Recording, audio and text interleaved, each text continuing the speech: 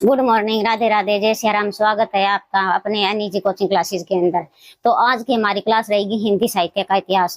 जो भी विद्यार्थी हिंदी विषय से तैयारी करना चाहता है, वो चाहे फर्स्ट ग्रेड हो, नेट हो या सेट हो, तो आज हम हिंदी साहित्य की क्लास को लेकर आए हैं और कंटिन्यू हमारी क्लास चलती रहेगी। तो आप हमारे एनईजी कोचिंग क्लास में बने रहिए। तो हम हिंदी साहित्य का इतिहास शुरू करते हैं।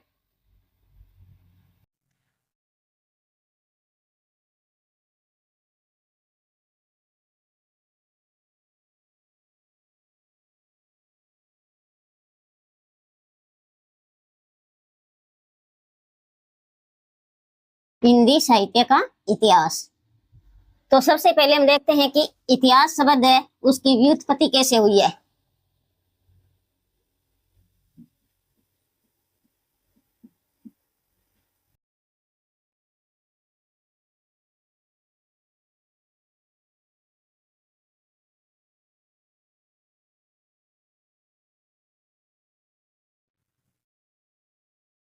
इति प्लस में एस प्लस में है से बना है।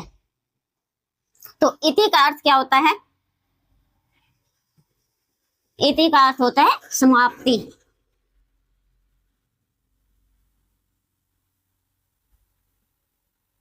है का अर्थ होता है निश्चित और एस का अर्थ होता है होना, यानी जिसकी निश्चित समाप्ति हो चुकी है उसे ही इतिहास कहते हैं। जिसकी निश्चित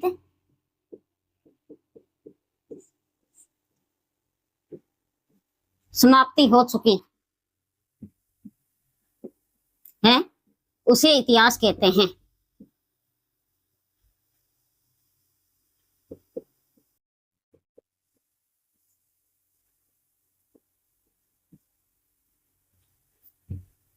इतिहास किसे कहते हैं? जिसकी निश्चित समाप्ति हो चुकी है उसे इतिहास कहते हैं। शब्दकोश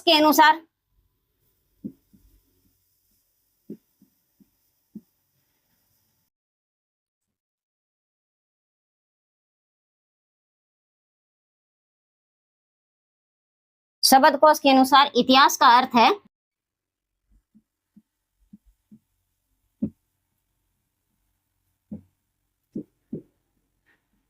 ऐसा ही था या ऐसा ही हुआ।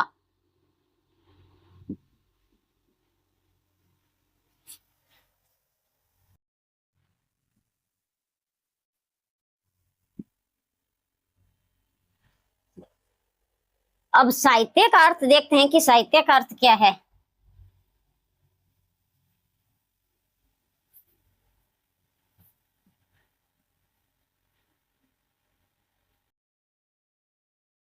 साहित्य शब्द है वो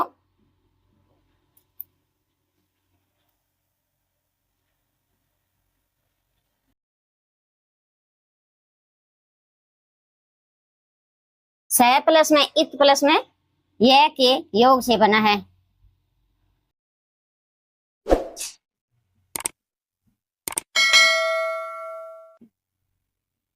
जिसका अर्थ है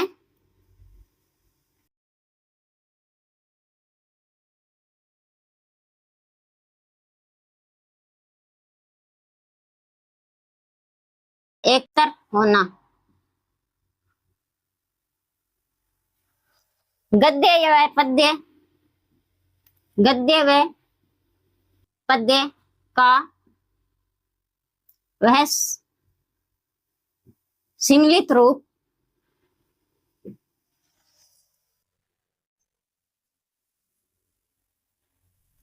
जो हमें शिक्षा या ज्ञान प्रदान करवाता है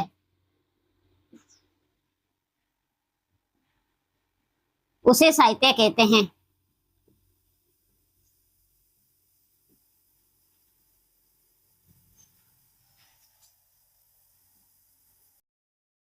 तो एक बार आप स्क्रीनशॉट ले सकते हो।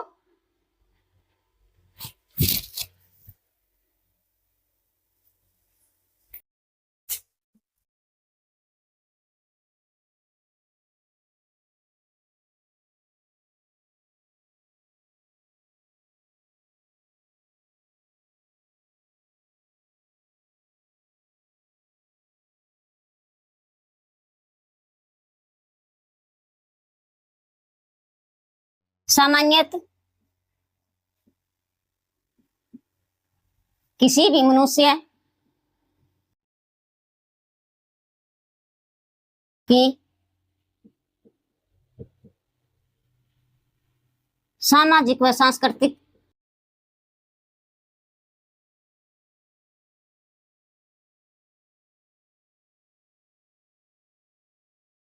जीवन का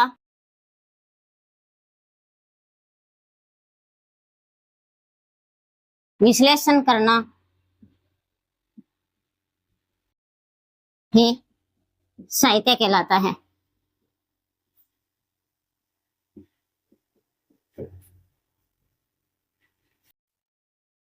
साहित्य किसे कहते हैं?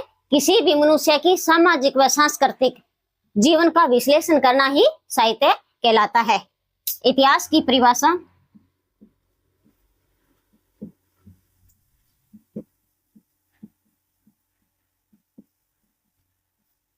इतिहास की परिभाषा है वो अलग अलग विद्वानों ने अलग अलग दी है। जैसे सबसे पहले हम प्रोफेसर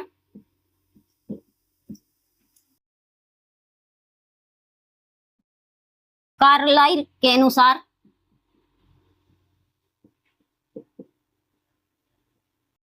इतिहास एक ऐसा दर्शन है, इतिहास एक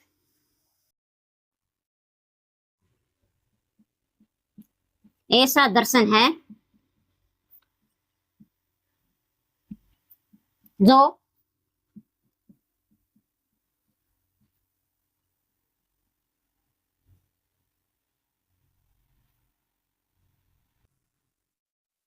दृष्टांतों के मध्य ज्ञान की शिक्षा देता है।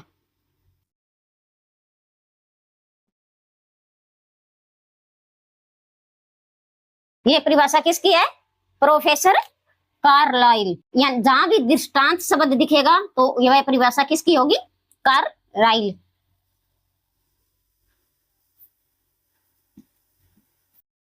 विको के अनुसार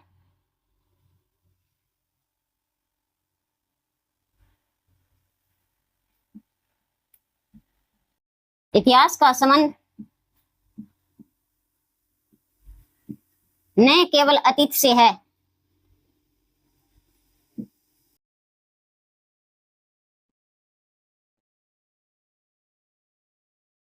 बल्कि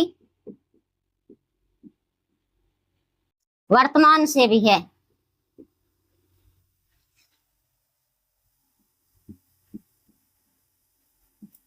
विको ने क्या परिभाषा दी है कि इतिहास का संबंध केवल अतीत से नहीं है बल्कि वर्तमान से है। वह विको यानी आपको परिभाषा याद रहेगी। यहाँ वह है तो यहाँ पे क्या है? विको। ये परिभाषा किसने दी है? विको ने। तो एक बार आप स्क्रीनशॉट लीजिए।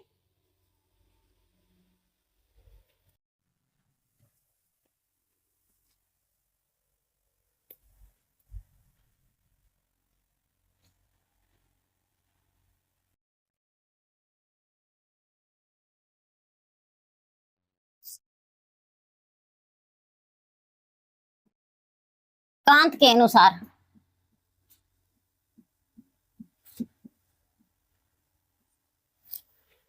कांत ने इतिहास की क्या परिभाषा दी है? सृष्टि का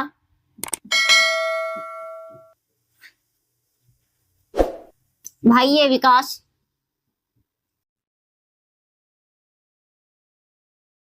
और प्रकृति का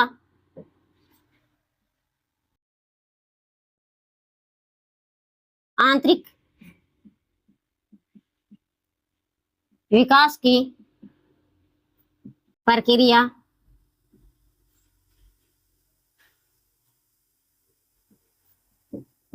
प्रतिबिंब मात्र है। तो कांत ने क्या परिभाषा दी है कि सृष्टि का बाह्य विकास और प्रकृति का आंतरिक विकास की प्रक्रिया है वो प्रतिबिंब मात्र है। प्रतिबिंब शब्द को आप ध्यान में रखना, ये प्रतिबिंब जहां भी आ जाएगा तो कांत की परिभाषा होगी। हिगल के अनुसार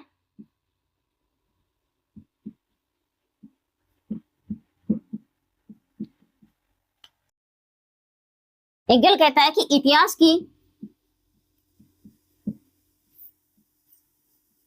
इतिहास केवल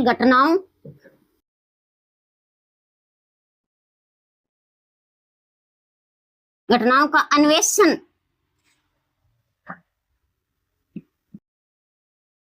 संकलन मात्र नहीं है, अपितु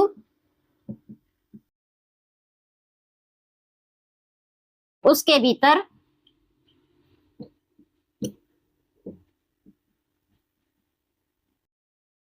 कार्य कारण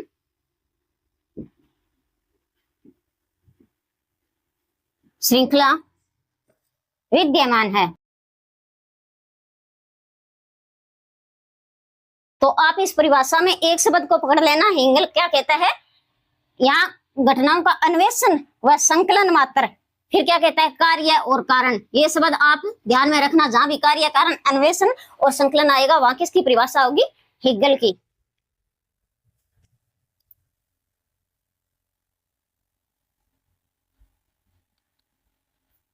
भारतीय दृष्टिकोण के अनुसार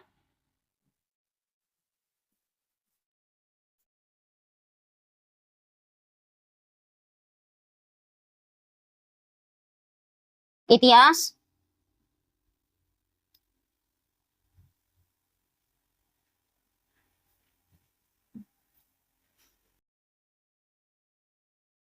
आदर्शवादी आध्यात्मिक,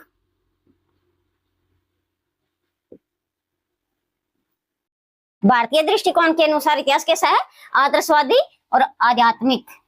पाश्चात्य दृष्टिकोण के अनुसार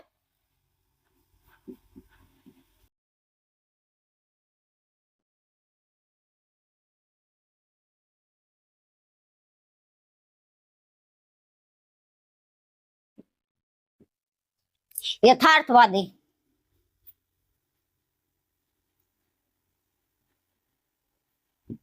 यथार्थवाद का मतलब है जो घटित होता है वही बताया जाता है, और इसमें आदर्श को लेकर चला जाता है, आदर्श को साथ लेकर। तो एक बार आप क्या है स्क्रीनशॉट ले सकते हो।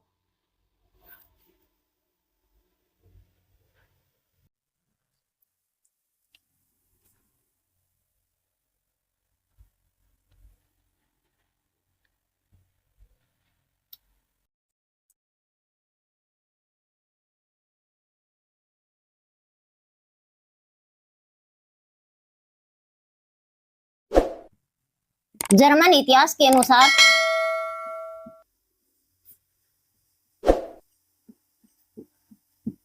इतिहास के 4 लक्षण हैं।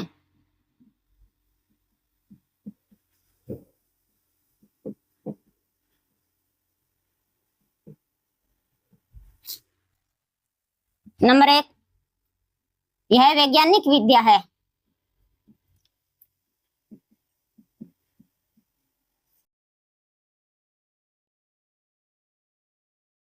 क्योंकि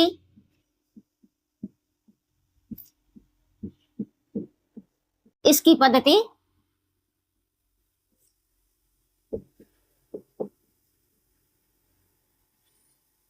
आलोचनात्मक है।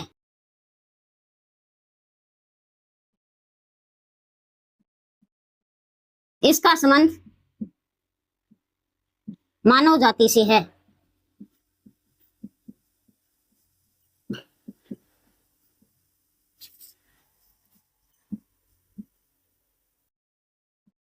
यह तथ्य व निष्कर्ष के प्रमाण पर आधारित है।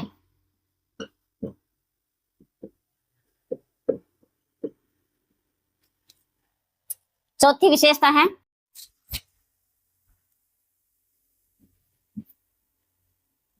यह अतीत के आलोक में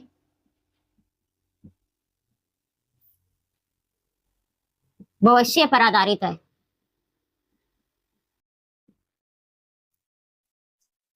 तो जर्मन इतिहासकार के अनुसार क्या है, यह वैज्ञानिक है। वैज्ञानिक है तो फिर क्या है, आलोचनात्मक भी है।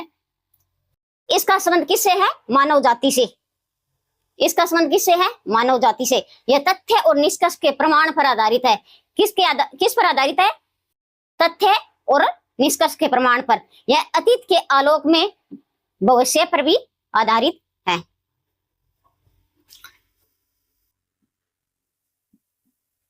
फ्रेंच विद्वान टेन ने साहित्य इतिहास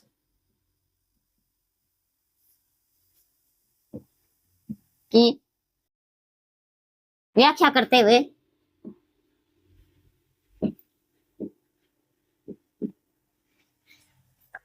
इसके मूल में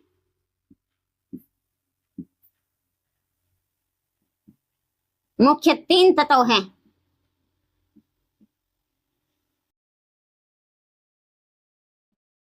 कितने तत्व हैं, 3 तत्व है। यानी तेन ने कितने तत्व बताए हैं, 3। तीन कौन कौन से हैं, जाति,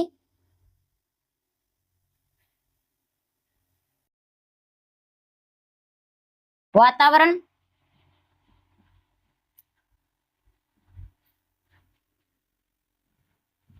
क्षण विशेष।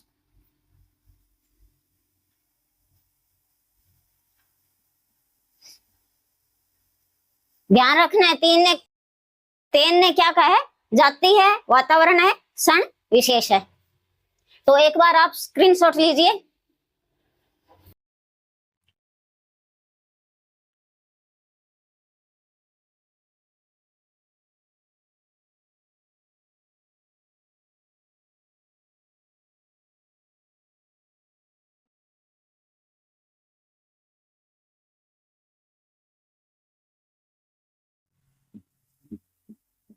हडसन ने इसकी आलोचना करते हुए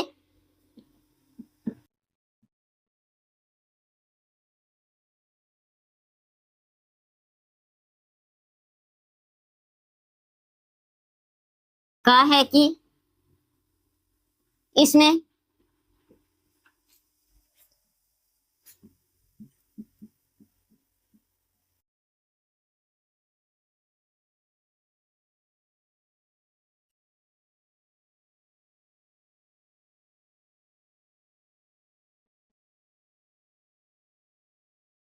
कृतकार के व्यक्तित्व एवं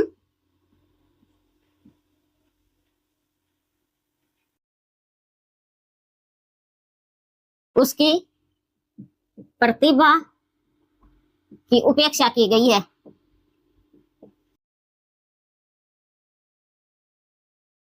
हडसन ने क्या कहा है कि इसमें कृतकार यानी रचना करने वाले के व्यक्तित्व और उसकी प्रतिभा की क्या है, उपेक्षा की गई है। जर्मन चिंतकों के अनुसार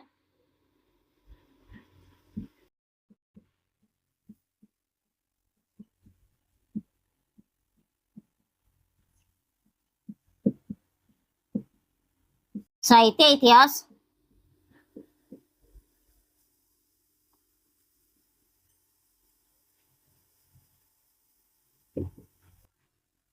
व्याख्या में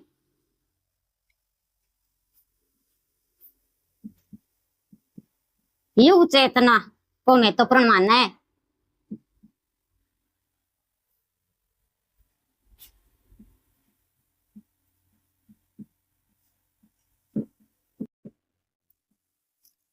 तो ये भी प्रश्न क्या है, बन सकता है नोट। यानी जर्मन चिंतकों के अनुसार साहित्य इतिहास की व्याख्या में क्या है, युग चेतना को महत्वपूर्ण मानना है। उसने युग चेतना को महत्व दिया है। और हडसन ने क्या कहा है कि तेन की आलोचना की है, उसने कहा है कि कृतिकार यानी रचना करने वाले के व्यक्तित्व और उसकी प्रतिभा की क्या है, उपेक्षा कर दी गई है। अब डॉक्टर नगेंद्र के अनुसार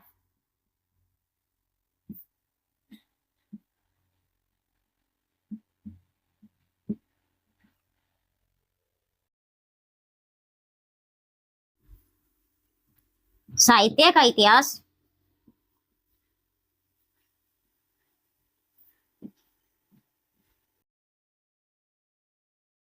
बदलती हुई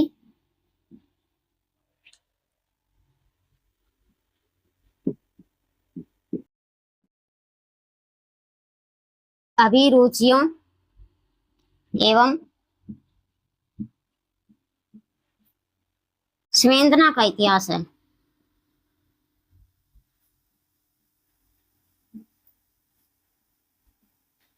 डॉक्टर नगेंद्र ने क्या कहा है, साहित्य का इतिहास है बदलती हुई अभिरुचियों एवं संवेदना का इतिहास है। इसका संबंध, इसका सीधा संबंध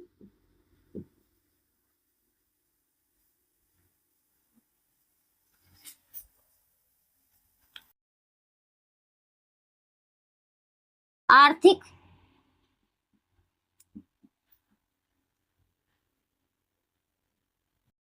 आर्थिक और चिंतनात्मक परिवर्तन से है। डॉक्टर नगेंद्र ने क्या परिभाषा दी है कि साहित्य का इतिहास है वो बदलती हुई अभिरुचियों और संवेदनाओं का इतिहास है। इसका सीधा संबंध आर्थिक और चिंतनात्मक से है। यहाँ आपको ध्यान रखना है, यहाँ आर्थिक है तो यहाँ चिंतनात्मक है। अगर परीक्षा में यहाँ सामाजिक दे दिया, यहाँ चिंतनात्मक दे दिया तो हमारी परिभाषा है वो गलत हो जाएगी। पहले आएगी अभिरुचि और उसके बाद में क्या आएगी, संवेदना का इतिहास। तो एक बार आप स्क्रीनशॉट ले सकते हो।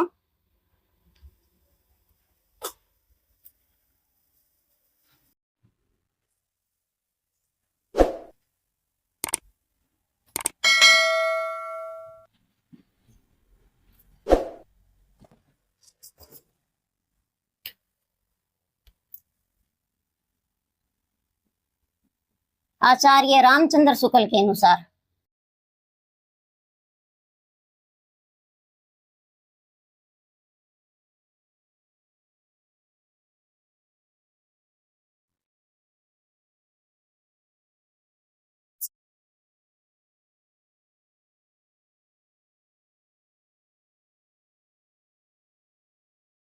प्रत्येक देश का साहित्य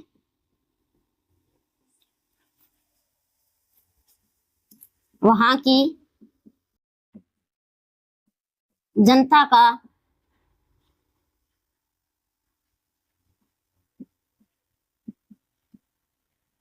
चित्तवृत्तियों का संचित प्रतिबिंब है। आचार्य रामचंद्र शुक्ल ने क्या कहा है कि प्रत्येक देश का साहित्य है वहां की जनता की चित्तवृत्तियों का संचित प्रतिबिंब है। जहां भी चित्तवृत्ति शब्द दिखेगा तो वो परिभाषा किसकी होगी, आचार्य रामचंद्र शुक्ल की। ये कई बार परीक्षा में पूछा भी गया, इंपॉर्टेंट है। और एक डॉक्टर नगेंद्र की परिभाषा मैंने आपको बताई थी, वो भी ध्यान रखना है, क्रम से रखना है। पहले क्या है, अभिरुचि आएगी, बाद में संवेदना आएगी, पहले आर्थिक फिर चिंतनात्मक। तो अब हम पढ़ते हैं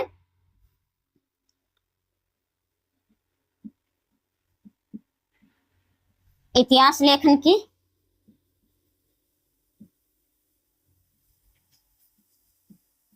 परंपरा, यानी इतिहास किस प्रकार लिखा गया। तो इतिहास लेखन की हिंदी साहित्य में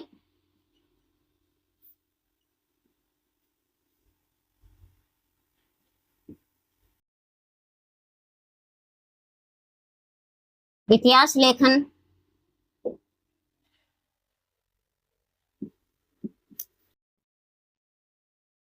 पद्धति को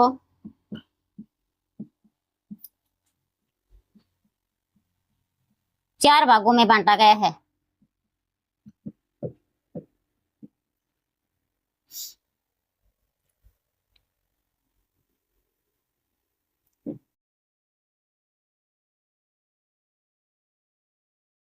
कालानुक्रम पद्धति,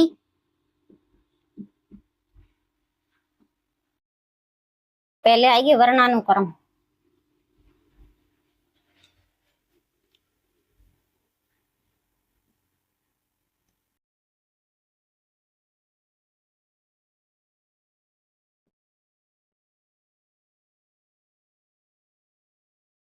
कालानुक्रम पद्धति,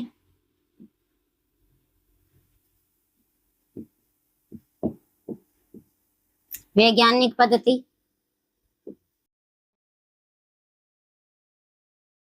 और चौथी पद्धति है हमारी विधेयवादी पद्धति।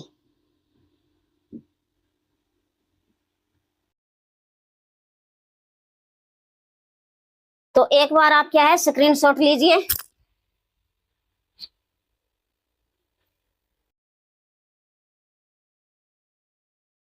साथ साथ में सुंदर सुंदर नोट्स भी बनाना, ताकि बाद में आपको नए बनाना पड़े, और बार बार इसका रिवीजन करते रहना। पहले पढ़ेंगे हम वर्णानुक्रम पद्धति।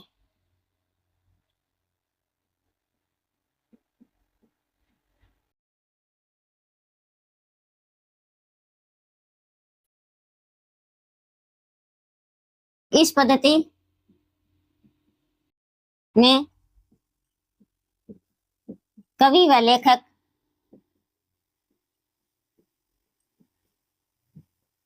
वर्णमाला, यानी वर्ण से ही पता चलता है कि वर्णमाला को आधार को लेकर इतिहास लिखा गया है। इस पद्धति में कवि व लेखक वर्णमाला को क्रम में रखकर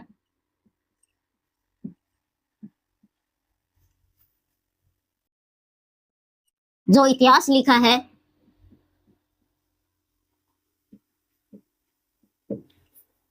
उसे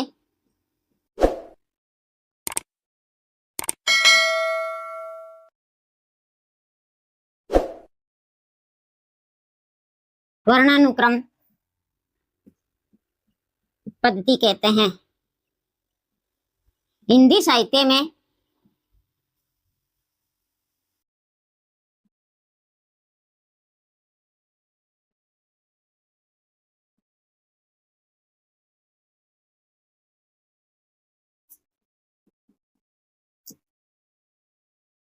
गारसा, दयतासी व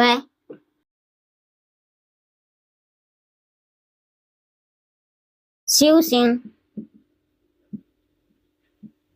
सेंगर ने इस पद्धति का अपनाया।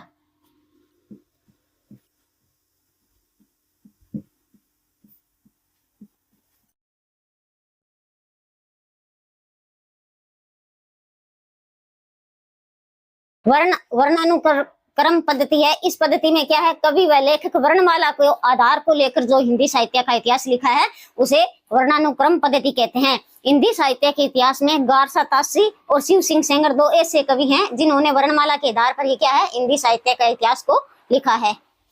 तो अगली पद्धति आती है हमारी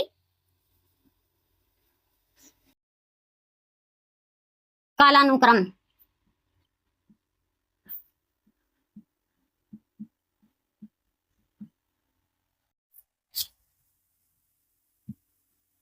इस प्रकार की पद्धति में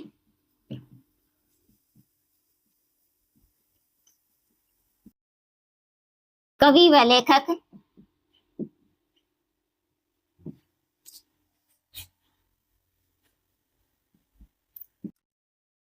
कालक्रम को लेकर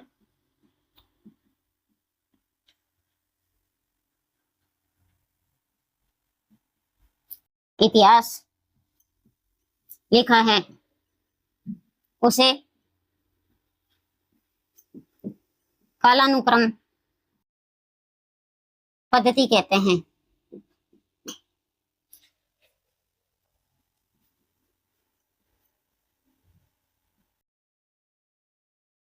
हिंदी साहित्य के इतिहास में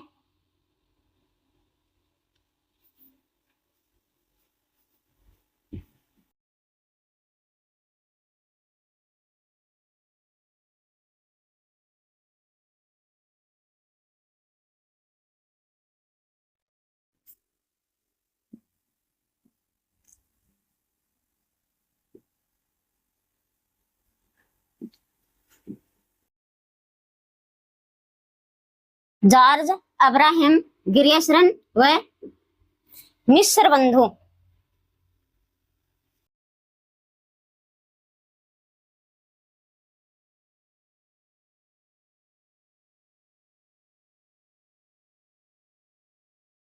इस पद्धति का प्रयोग किया है।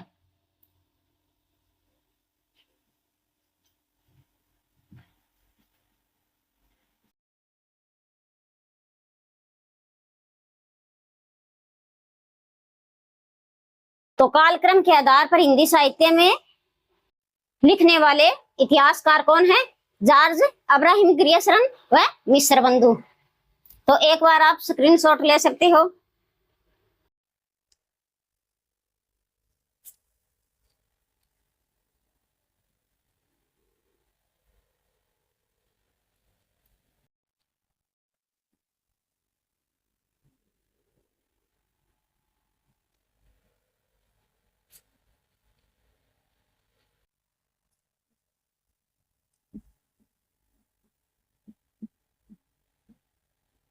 वैज्ञानिक पद्धति।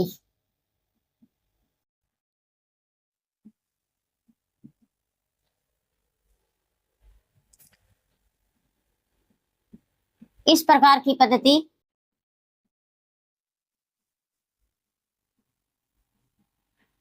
में कवि व लेखक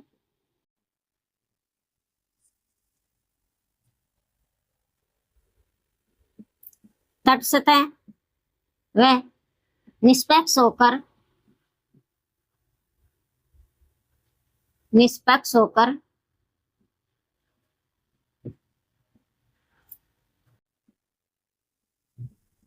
तथ्यों व आंकड़ों के आधार पर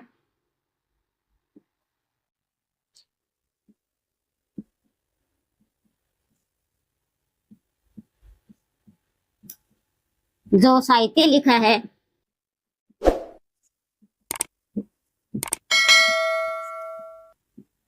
उसे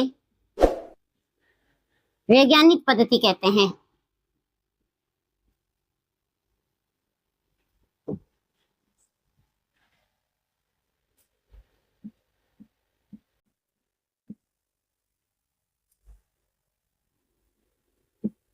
डॉक्टर गणपति चंद्रगुप्त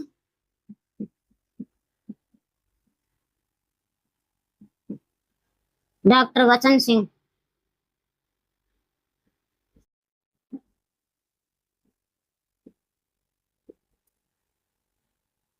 आदि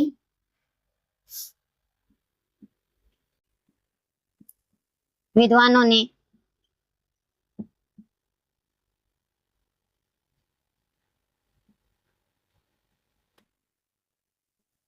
हिंदी साहित्य का इतिहास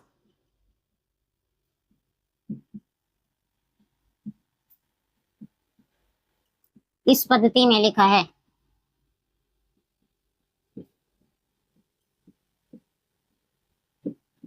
वैज्ञानिक पद्धति में लिखने वाले हिंदी साहित्य के इतिहास के दो विद्वान हैं। कौन कौन से हैं?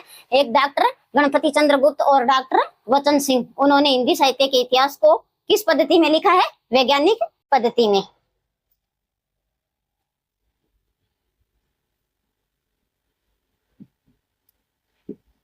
विधेयवादी पद्धति।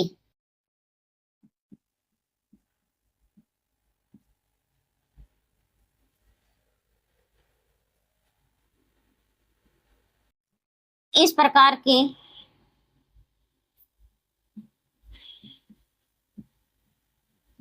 पद्धति में लेखक व कवि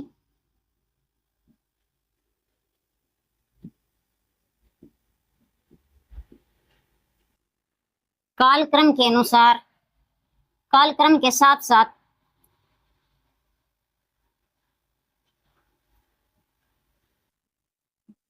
भावगत व रसगत के आधार पर व्याख्या की है।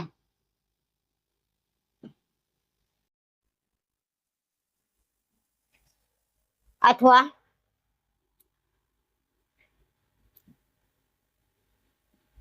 इस पद्धति में कवि व लेखक का जन्म तो किसी भी काल में हुआ है,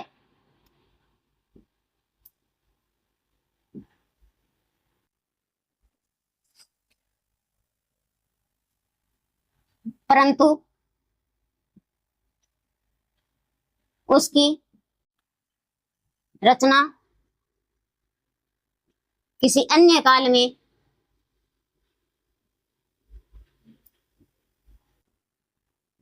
मिलती हो।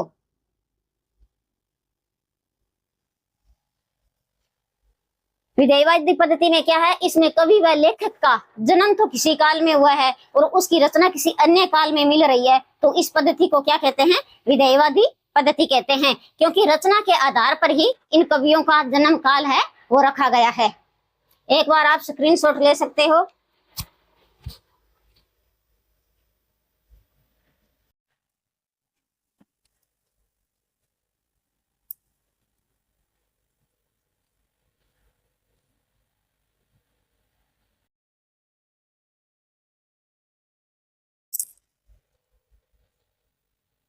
तो विधेयवादी के अंदर लिखना है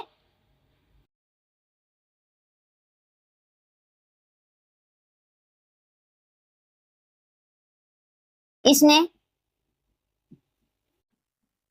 कवियों की रचना के आधार पर उनका काल माना जाता है। इस प्रकार की पद्धति का प्रयोग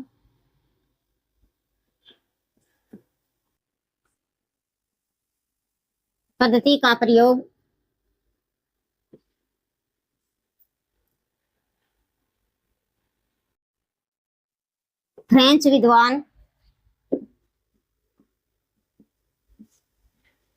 टेन ने किया है।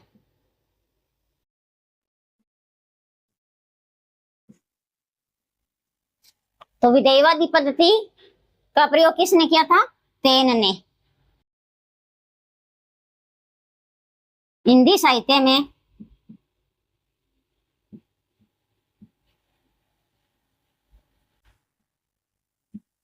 इस पद्धति का प्रयोग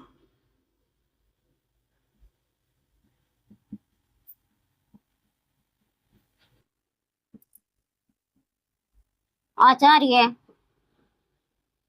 रामचंद्र शुक्ल ने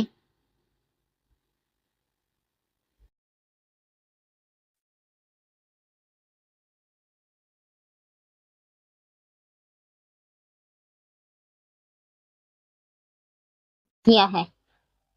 यानी आचार्य रामचंद्र शुक्ल ने किस पद्धति का प्रयोग किया था, टेन पद्धति का।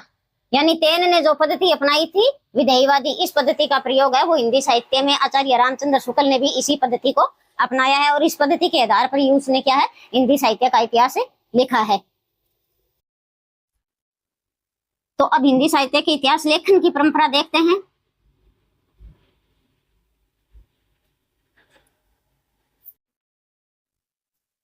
हिंदी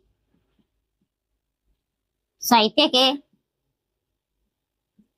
इतिहास लेखन की परंपरा जो पहले बताई थी ये तो पद्धति थी और ये क्या है, परंपरा, यानी हिंदी साहित्य का इतिहास है किस प्रकार लिखा जाता है।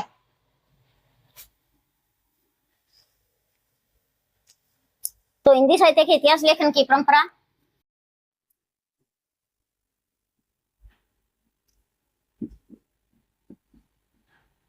हिंदी साहित्य का इतिहास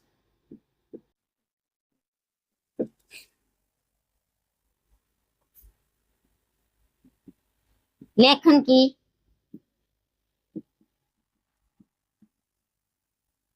वास्तविक शुरुआत 1839 ईस्वी में हुई।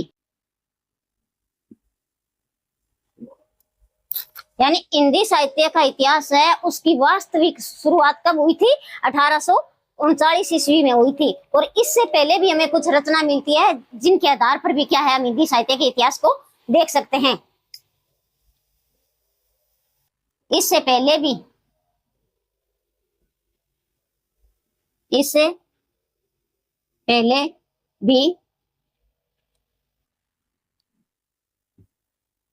कुछ रचनाएं मिली है।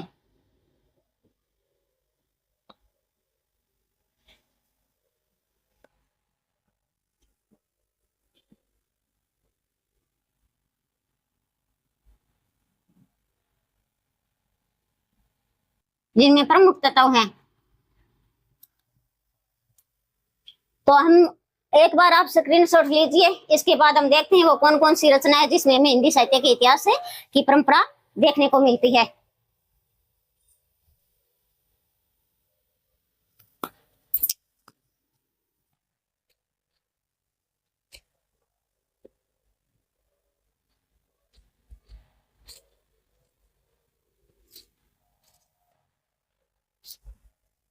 हम वो रचना देखते हैं। सबसे पहले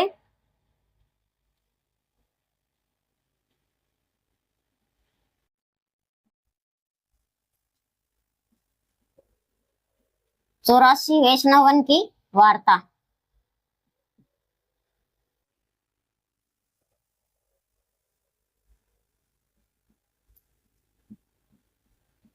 दो सौ बावन वन की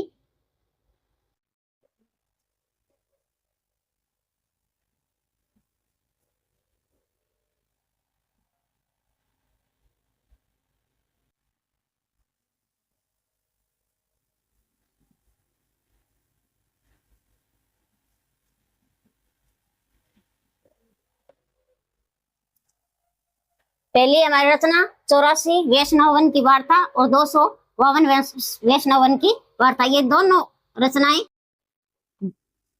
गोकुलनाथ के द्वारा लिखी गई है।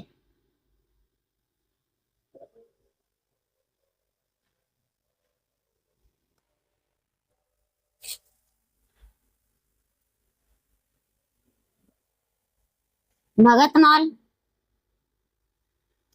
नाबादास।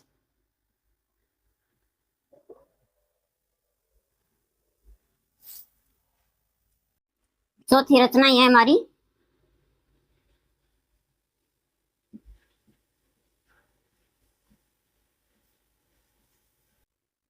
वल्लभ दिग्विजय।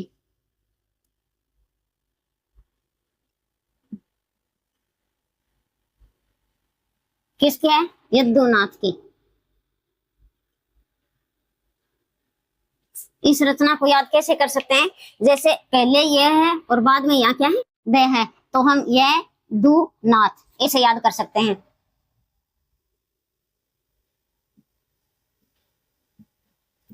कविमाला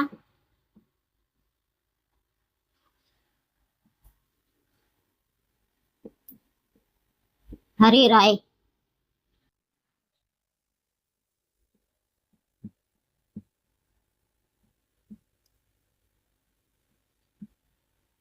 राग कल्पद्रुम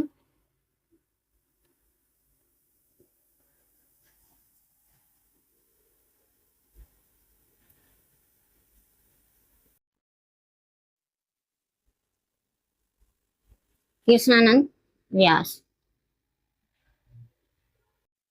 सातवीं रचना है अपनी विचित्रोपदेश।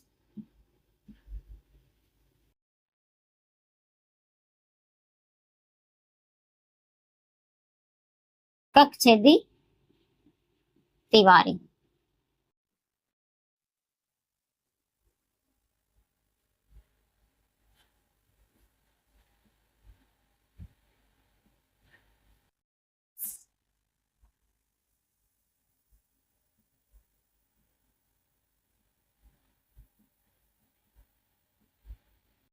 विनोद मोद तरगिणी किसकी है? सुभाषी।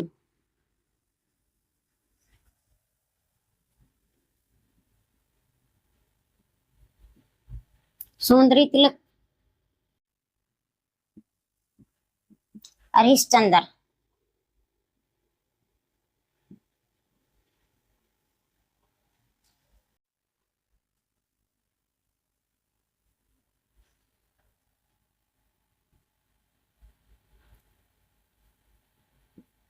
बाबा वेणी दास। बाबा वेणी दास किसके हैं? मूल गोसाई चरित्र।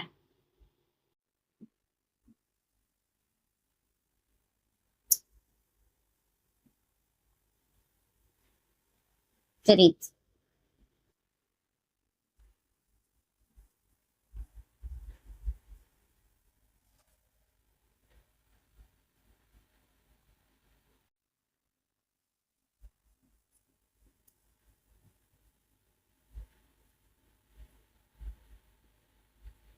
कालिदास हजारा।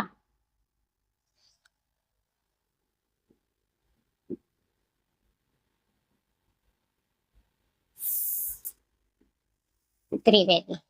तो ये क्या है? ये हमारी मुख्य रचना है जिसमें क्या है, हिंदी साहित्य के इतिहास को लिखने की शुरुआत कब हुई थी? 1839। इससे पहले भी इन रचनाओं में क्या है, हमें हिंदी साहित्य के इतिहास को लिखने का वर्णन है वो मिलता है। तो आज की हमारी क्लास यहीं तक, मिलते हैं नेक्स्ट वीडियो में। तब तक के लिए धन्यवाद। जय हिंद, वंदे मातरम।